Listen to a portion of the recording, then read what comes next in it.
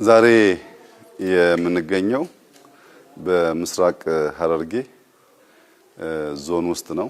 ትናንት የዱር ፈረሶች የማየት እድል አግኝተን ነበር። ያንን ስናይ በምስራቅ ሐረርጌ በርከት ያሉ ቦታዎች እንደዚህ ያሉ ኬቮች ከሺህ ዓመታት በፊት የነበሩ እንዳሉ መረጃ ስለደረሰን ይሄኛውን ኬቭ ለማየት መተናል። አሁን ወደ ውስጥ ወደ 500 ሜትር የሚጠጋ ተጉዘናል። ከጀርባዬ እንደምታዩት 30 ሜትር ርዝመት ያለው ውብ የሆነ ስፍራ ይታያል። እንግዲህ ይህ ቦታ ሰፋ ያለ ጥናት ይጠይቃል። እንዴት ተፈጠረ? ሰዎች ምን ሚና ነበራቸው? እንዴትስ መልሶ አሁን ወዳለበት ሁኔታ ተቀየረ የሚለው ጥናት ይፈልጋል። ግን ኢትዮጵያ ገና ታውቆ ተዝቆ የማያልቅ ታሪክ ሀብት እንዳላት አንዱ ማስረጃችን ይህ ኬቭ ነው። በዚህ ዋሻ ውስጥ በአይን ብቻ በጣም ነጭ ከእብነበረድ የነጡ የድንጋይ አይነቶች አይተናል። ላይምስቶን መሳይ ነገሮች አይተናል። ግራናይት የሚመስሉ ነገሮች አይተናል። ከዛም ያለፈ ሚክስቸር ያላቸውን ድንጋዮች አይተናል። ይሄንን በእውቀት በጥናት ምንድናቸው፣ ከምን መጡ፣ እንዴት ተሰሩ የሚለውን ማየት ይፈልጋል። አንዳንዱ ቦታ ያሉ ዋሻዎች የውሃ መስመር እንደሆኑ የሚነገሩ አሉ። ግን ይሄኛው እንደምታዩት የውሃ መስመርም አይደለም። እንዴት ተፈጠረ፣ እንዴት ተሰራ፣ ሰዎች ምን ሚና ነበራቸው የሚለውን ሙያተኞች በግርድፍ ሳይሆን በእውቀት እና በጠራ ዳታ ማጥናት ይኖርባቸዋል። ግን ምስራቅ ሐረርጌ የገባኝ ነገር መሰረተ ልማት ከፍተኛ ችግር ቢሆንም ብዙ ዋሻዎች፣ የዱር ፈረሶች፣ ዝሆኖች፣ የተተከሉ ድንጋዮች በብዛት የሚታዩበት ፍልውሃዎች ያሉበት ይሄ ሶማሌ ሐረሪን ጨምሮ ያለው ቀጠና መሰረተ ልማት ቢሰራለት ብዙ ሊመረመሩ ሊታዩ የሚችሉ ሀብቶች እንዳሉ መገንዘብ ችያለሁ። በተለይ ማርብል፣ ግራናይት የመሳሰሉ ውድ ድንጋዮችን በሚመለከት ይህ አካባቢ በብዙ ሀብታም እንደሆነ ማየት ችያለሁ። እንግዲህ የዛሬው እይታ ከመስማት የዘለለ እውቀት ለመፍጠር ነው። ከዚህ በኋላ ሙያተኞች ተጨምረውበት በሚኖረው ጥናት መሰረት እንዴት አድርገን ወደ ልማት ወደ ሀብት ቀይረን የዜጎቻችንን ሕይወት እናሻሽላለን፣ የሀገራችንን ሀብት እናሻሽላለን የሚለው ጉዳይ የቤት ስራ የሚሆን ይሆናል።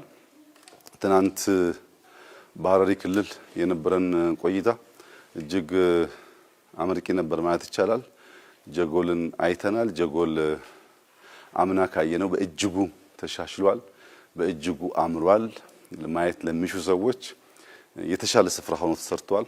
ቀሪ ስራዎች አሉ በሚቀጥለው ጊዜ የሚሰሩ። ግን ሐረር ወደ ነበረ ስሟ፣ ወደ ነበረ ክብሯ፣ ወደ ነበረ ገናናነቷ የመመለስ ጉዞ እንደጀመረች ያመላክታል።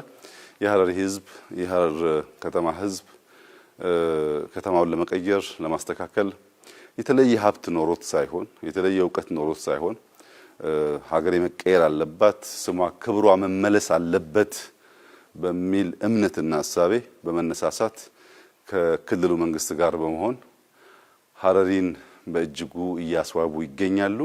የሐረሪ ክልል ውበት ከምስራቅ ሐረርጌ ተነጥሎ የሚታይ አይደለም።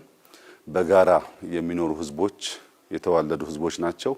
እዚህ ያለው ሀብት እዛ ካለው ሀብት ጋር ሲተሳሰር፣ እዚህ ያለው የሂውመን ካፒታል እዛ ካለው ጋር ሲተሳሰር ተሰናስሎ የሚወጣ ነው የሚሆነው።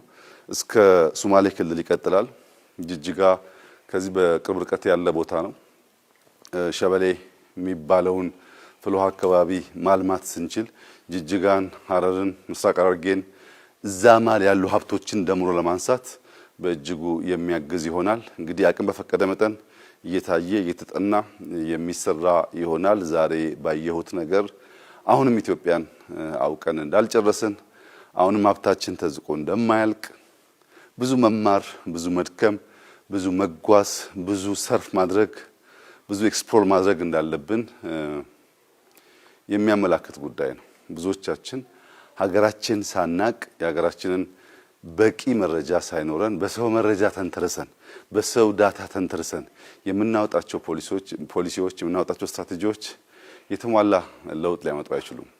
አንድ ሀገር በራሱ ሶቨሪን በሆነ ዳታ ላይ ተንተርሶ የሚሰራው ፖሊሲ ሪያሊስቲክ ነው፣ የሀገሩን መልክና ቅርጽ ያሳያል። ነገር ግን በሌሎች መረጃ ላይ ተንተርሰን የምንሰራቸው ማንኛውም ፖሊሲዎች የእኛን አሁናዊ ሁኔታ ስለማያሳዩ የተሟላ ለውጥና ልማት ሊያመጡ አይችሉም እና የዳታ ሶቨርኒቲ ዳታን በራስ ማወቅ፣ ሀብትን በራስ ማወቅ፣ በራስ ልክ መለካት በእጅጉ አስፈላጊ ነው።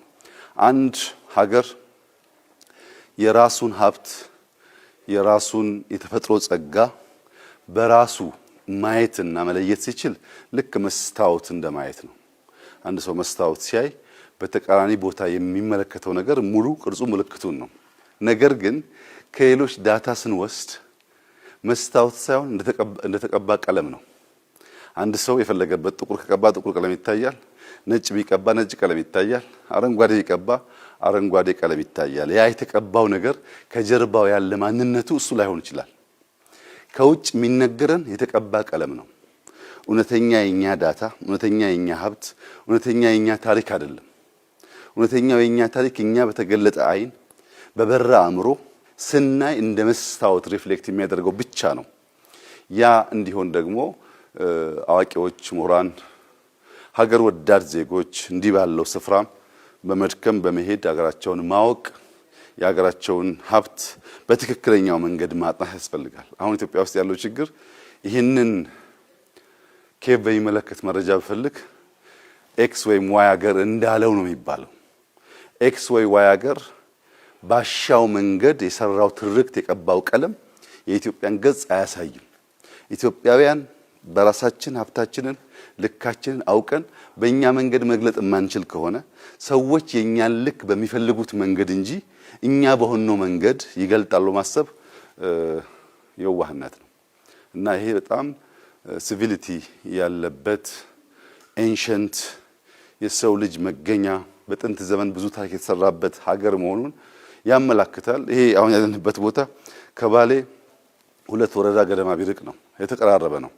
ምንድነው ዘሆል ኤሪያው ላይ የነበረው ስልጣኔ ዕውቀት፣ በዚያ ዘመን የነበሩ ሰዎች እንዴት ያስቡ ይሰሩ ነበር፣ ከተፈጥሮ ጋር ተዋህደው ይኖሩ ነበር የሚለውን ትንሽ መለስ ብሎ ቆም ብሎ ማጥናት ማስተዋል የሚፈልግ ይመስለኛል። ለማንኛውም እኔ የተማርኩት ነገር ኢትዮጵያ ሰሜንም ደቡብም ምዕራብም ምስራቅም ቢኬድ ጥንታዊት ናት። ተፈጥሮን መቀየር መስራት የሚሹ ጀግኖች ህዝቦች የነበሩባት ሀገር ናት።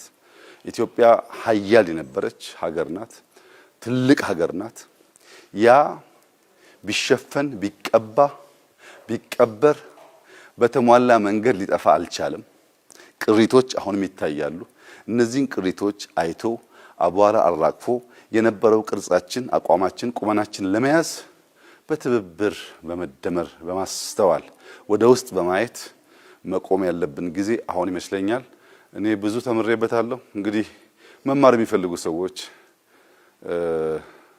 መተው ቢያዩ ብዙ እውቀት ይገበያሉ ብዬ ተስፋ አደርጋለሁ። ወደ ኋላ መለስ ብሎ ማን ነበርን ከየት መጣን የሚለውን ለማወቅ እድል የሚሰጥ ይመስለኛል። በበኩሌ ዛሬ ባየሁት በጣም ደስተኛ ነኝ። የምስራቅ ሐረርጌ ህዝብ ላደረገልን አቀባበልና ግብዣ እጅግ አድርጌ አመሰግናለሁ። የዞኑን አስተዳዳሪ ምስኪን እንዲያው አመሰግናታለሁ። ገፋፍታን ያመጣችኝ ባየሁት ደስ ብሎኛል። ተመላልሼ እንደመጣ ተስፋ አደርጋለሁ። እንግዲህ ኢትዮጵያ አሁንም ታውቃ፣ አሁንም ተቆፍራ፣ አሁንም አቧራው ረግፎ ያላለቀ ብዙ ምስጢር ያላት ሀገር መሆኗን መገንዘብ በመቻሌ እጅግ አድርጌ ላመሰግን ወዳለሁ። ጥሩ ቆይታ ነበረን። ቀሪውን ታሪክና ትውልድ ፈልፍሎ የሚያወጣው ይሆናል። አመሰግናለሁ።